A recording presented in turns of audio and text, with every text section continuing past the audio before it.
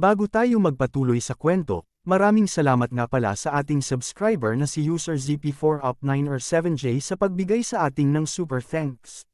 Maraming salamat idol at mabuhay po kayo. Nagtanong naman agad si Yan Hai sa kanyang asawa kung ano ang bet na ito.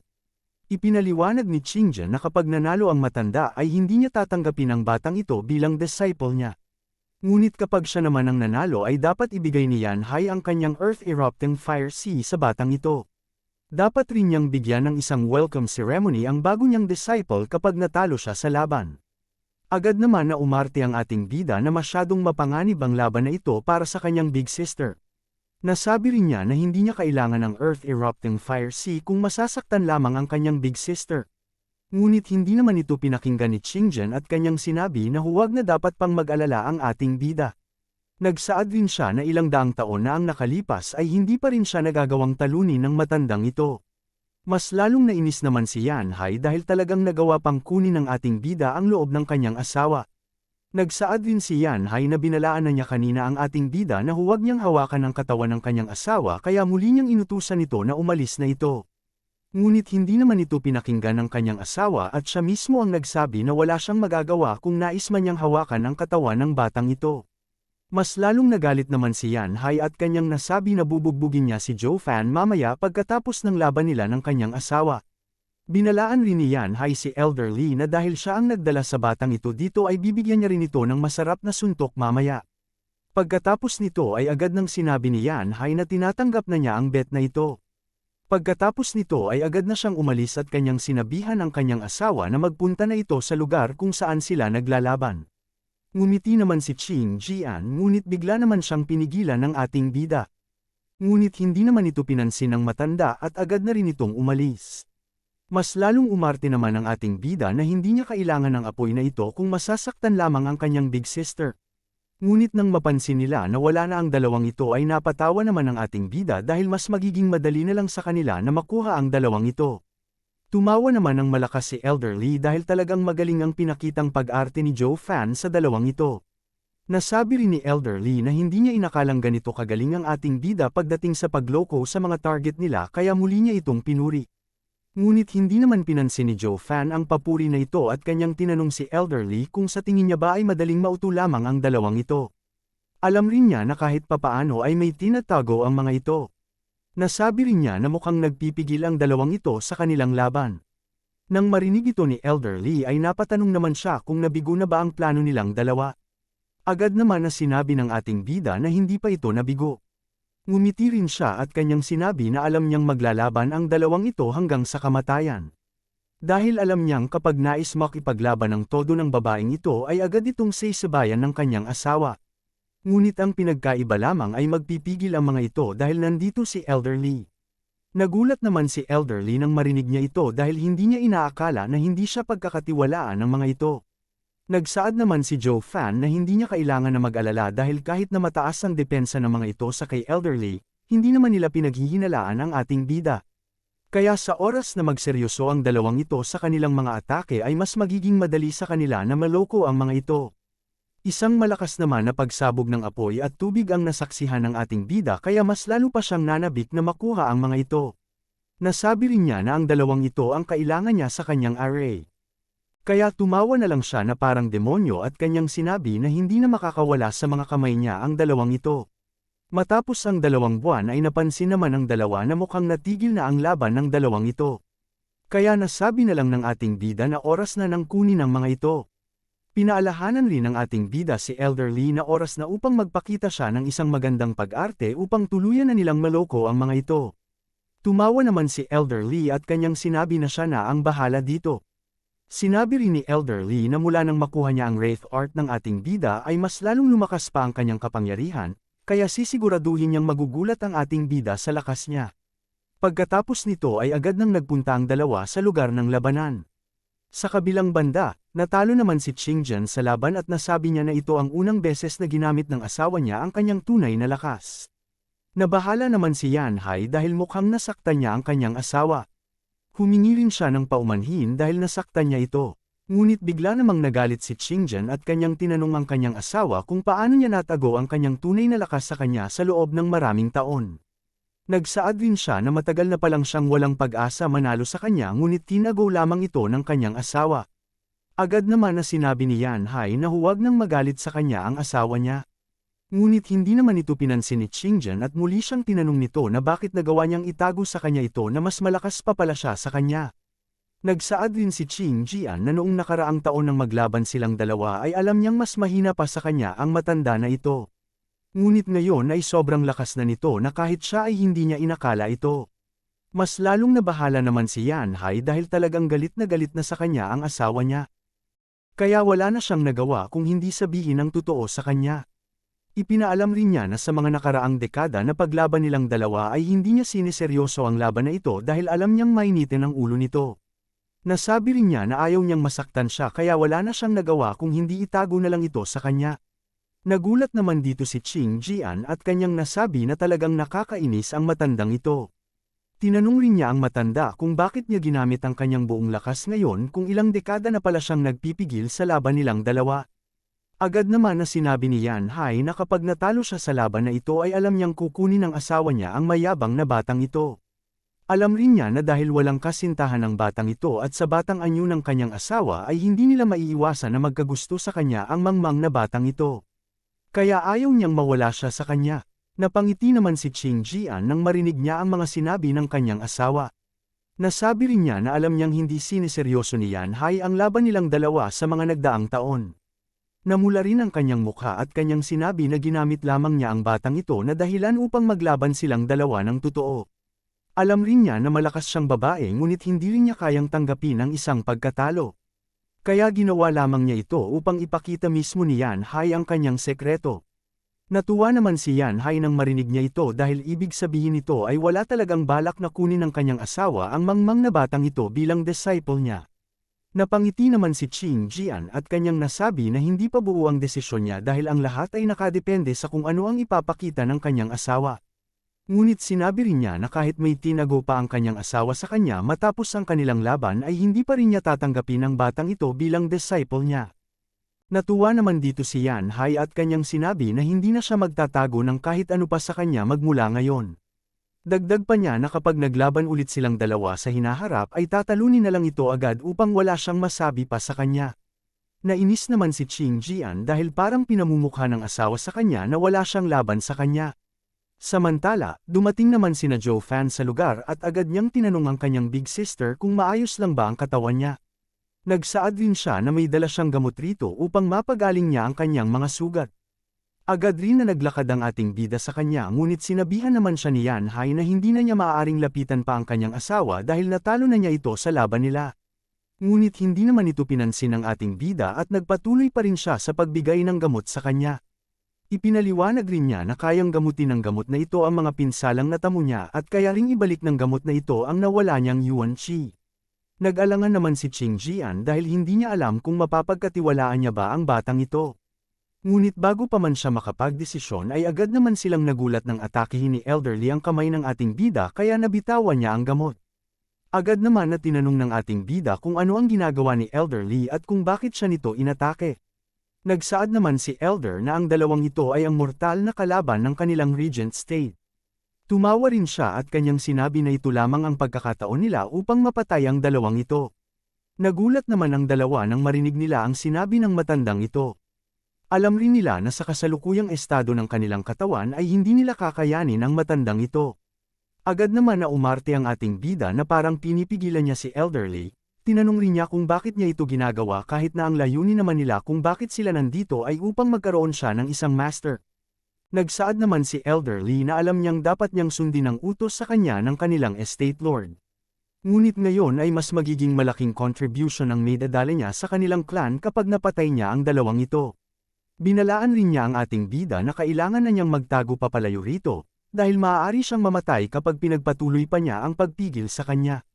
Nagalit naman ang ating bida at kanyang sinabi na isusumbong niya si Elderly sa kanyang ama pagbalik nilang dalawa. Agad naman na sinabi ni Elderly na kahit ang kanyang ama ay tiyak na maiintindihan kung ano ang gagawin niya ngayon. Nasabi rin niya na magandang sakripisyo na rin ito upang mapatay lamang niya ang dalawang mortal na kalaban ng kanilang clan. Naging seryoso naman ang dalawa dahil alam nilang ito nga ang katangian ng mga taong nakatira sa pamilya na ito. Ngunit agad naman na umarte ang ating bida na parang kukunin niya ang gamot kanina. Sinabi rin niya na kapag kinain ito ng dalawa ay tiyak na mababalik ang kanilang mga lakas. Ngunit nagalit naman si Elder nang makita niya ang balak gawin ng ating bida kaya agad niyang inatake ito. Ngunit bago pa man tumama ang atake sa ating bida ay agad naman itong hinarang ni Yanhai. Ibinalik rin niya ang atake na ito sa ibang direksyon at isang malakas na pagsabog rin ang naging resulta nito. Nagtanong naman si Qing Jian sa ating bida kung gagana nga ba ang gamot na ito sa kanilang pinsala. Nakangiting sinabi naman ng ating bida na talagang gagana ang gamot na ito upang maibalik ang kanilang lakas. Ngunit ginamit naman ni Elderly ang pagkakataon na ito upang atakihin silang dalawa. Agad naman na naintindihan ng dalawa na mukhang nasa mapanganib na sitwasyon nga sila. Kaya agad na nilang ginamit ang kanilang lakas upang ilabas ang kanilang pinagsamang atake. Isang imahe ng dragon na apoy at yelong phoenix rin ang naging resulta ng mga aura na ito. Pagkatapos nito ay agad nang ginamit ng dalawa ang mga aura na ito upang atakihin si Elderly. Namangha naman ang ating bida dahil talagang kakaiba ang lakas ng pinagsamang atake na ito ng mag-asawa. Alam rin niya na kahit ang mga martial expert na nasa antas ng ika-6 na yugto ng Radiant Stage ay mapipinsala ng atake na ito. Ngunit alam rin niya na sa mga ordinaryong Radiant expert lang gagana ang mga ito. Alam niyang mas iba ang magiging resulta nito kapag nakalaban nila ang isang malakas na body cultivator tulad ni Elderly. Tumawa naman si Elderly nang makita niya ang atake na ito, kasabay nito ay ginamit rin niya ang kanyang Wraith Style Art. Ang unang ginamit ang unang galaw ng kanyang teknik, ang Soaring Demonic Dragon. Isang malakas na pagsabog naman ang naging resulta ng magtama ang dalawang atake na ito. Ngunit hindi pa dito natapos ang atake ni Elderly dahil agad rin niyang ginamit ang ikalawang galaw ng kanyang Wraith Style Art, ito ang Ghostly Dragon Flow. Tuluyan naman nawala ang dalawang aura ng matanda nang matamaan ito ng atake ni Elderly at kasabay nito ay isang malaking pagsabog rin ang nangyari sa kanilang dalawa. Lumabas naman ang dugo sa bibig ng dalawa dahil sa malaking pinsala na natamo nila dahil sa atake ni Elderly. Nagulat rin sila dahil hindi Imperial Tyrant Body Art ang atake na ito. Kaya napatanong na lang ang dalawang matanda kung anong klaseng demonyong teknik ang ginagamit ni Elderly ngayon laban sa kanila. Hindi naman ito sinagot ni Elderly at kanyang sinabi na hindi na nila kailangang malaman ito dahil mamatay rin naman silang dalawa. Naging seryoso naman si Qing Jian dahil alam niyang seryoso nga ang matanda na ito na patayin silang dalawa ngayon. Ang malala pa ay hindi nila kayang talunin ang matanda na ito sa kasalukuyang estado ng kanilang katawan. Kaya nasabi na lang niya mukhang itong gamot na ito na lang ang pag-asa nila upang matalo nila ang matanda na ito. Ngunit ang hindi alam ng matanda ay nasa ilalim na sila ng plano ng ating bida. Agad naman na ginamit ni Joe Fan ang pagkakataon na ito upang mas mapilitan ang mga ito na kainin ng gamot, kaya agad na niyang hinawakan si Elderly. Sinabihan rin niya ang dalawa na pipigilan niya si Elderly upang makain na nila ang gamot na ito. Umarte naman si Elderly na sasaktan niya ang ating bida kapag hindi pa ito tumigil sa kanyang ginawang pagpigil sa kanya. Ngunit mas lalong ginalingan pa ng ating bida ang kanyang pag-arte at kanyang sinabi na hindi niya hahayaang masaktan ni Elderly ang kanyang big sister. Nagulat naman ang dalawa nang makita nila ang determinadong mata ng batang ito sa pagligtas sa kanilang dalawa. Kaya nasabi na lang ni Qing Jian na ito na ang pagkakataon nila upang makain ang gamot na ito. Agad rin niyang kinain ang gamot at kanyang nasabi na hindi niya alam kung gaano kadaming enerhiya ang kayang ibalik ng gamot na ito sa kanila. Ngunit hindi nila maaaring sayangin na lang ang sakripisyo ng batang ito. Nasabi naman ng matanda na talagang kahit matanda na ang kanyang asawa ay maganda pa rin ito. Nasabi rin niya na ito na rin lang naman ang kanilang pag-asa kaya gagawin na niya ito. Namula naman ang mukha ni Qing Jian nang marinig niya ang sinabi ng asawa niya. Kaya nagsaad na lang siya na talagang mahilig pa rin magbiro ang asawa niya kahit na matanda na ito. Sinabihan rin niya ito na kailangan niyang kainin na ang gamot na ito upang mabugbog na nila ang Elderly na ito. Agad rin na tinaas ni Qing Jian ang kanyang singsing upang ilabas ang kanyang alaga. Nagulat naman sina Joe Fan nang makita nila ang alaga ng matandang ito. Dahil ang halimaw ay isang level 5 spirit beast, ang Snow Falcon na siyang nagtataglay ng malakas na aura ng yelo. Ngunit hindi lamang si Qing Jian ang nagtataglay ng ganito kalakas na alaga, dahil kahit ang kanyang asawa ay naglabas rin ng isang level 5 na spirit beast, ito ay ang Earthcore Flame Tiger. Napaisip naman si Elderly na tama nga ang hinala kanina ni Joe Fan na may tinatago pa sa kanila ang dalawang ito. Ang nakakamangha pa ay dalawang malakas na spirit beast ang mga ito. Samantala, mas lalong natuwa naman ang ating bida dahil sa mga halimaw na ito. Nasabi rin niya na mas lalong nanabik na siya na maging elder ang dalawang ito. Alam rin niya na malaking tulong ang mga halimaw na ito sa kanila kapag nagkataon. Agad naman na umarte si Elder Lee at pinaalis na niya ang ating bida upang maatake na niya ang dalawang ito. Ngunit hindi naman ito pinansin ng ating bida at patuloy lang siya sa pagpigil kay Elder Lee.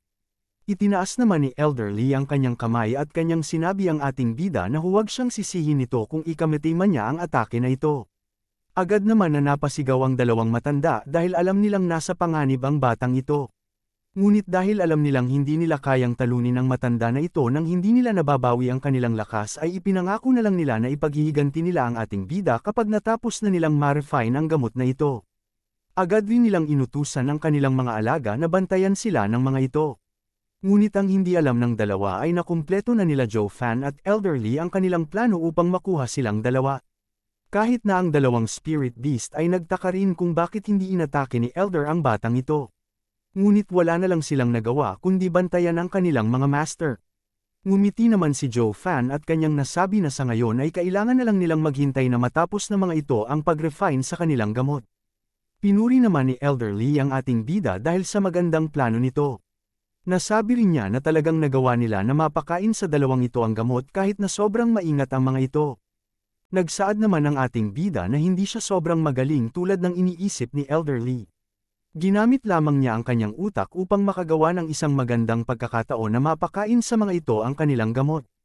Alam rin niya na hindi siya paghihinalaan ng dalawang ito kaya ito ang napili niyang paraan upang magtagumpay ang plano na ito.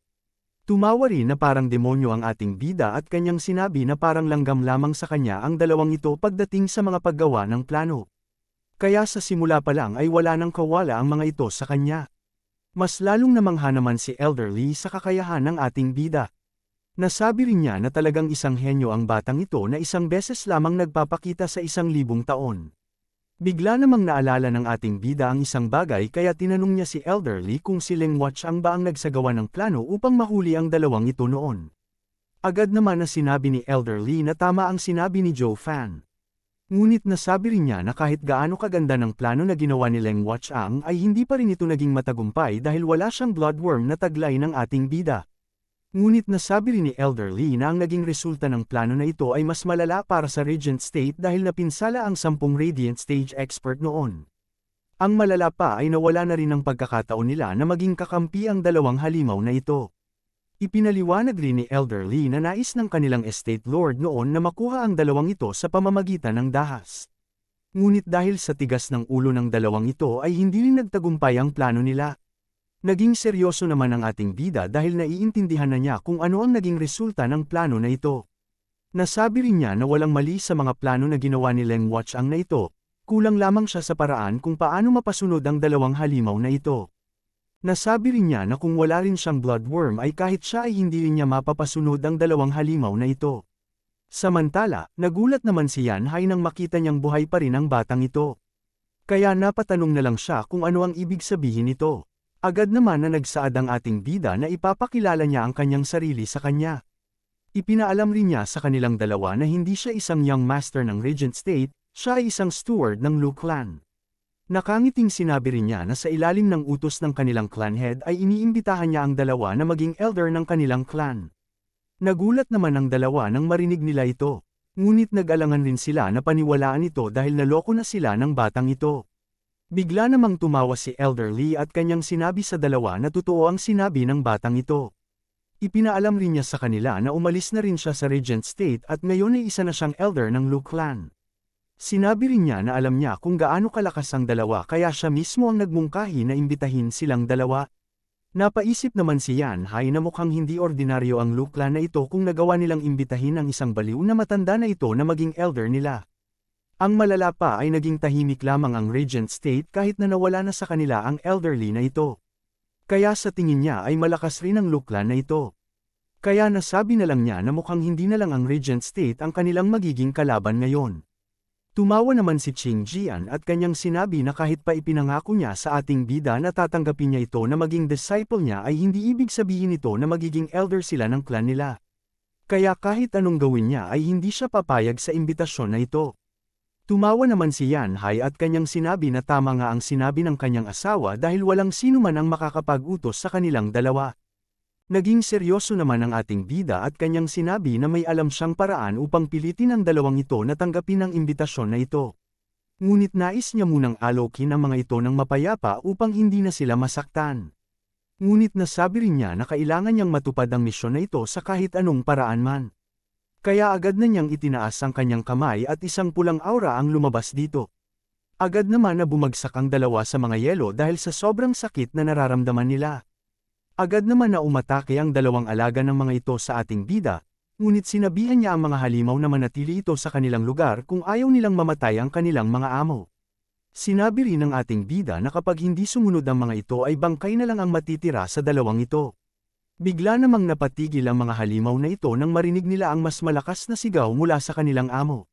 Naging seryoso naman si Elder Lee at kanyang nasabi na talagang walang awa ang kanilang Steward Joe na kahit ang mga halimaw ay natatakot niya. Agad naman na nilapitan ng ating bida ang dalawang matanda at tinanong niya ang mga ito kung bakit kailangan pa nilang maging matigas kung maaari lang naman silang sumali agad sa kanilang clan. Tinanong naman ni Qing Jian sa kanya kung ano ang pinakain niya sa kanilang mag-asawa. Tumawa naman ang ating bida at kanyang sinabi na isang magandang gamot ito na kayang magbigay ng matinding parusa ng kamatayan sa kanila nang hindi namamatay.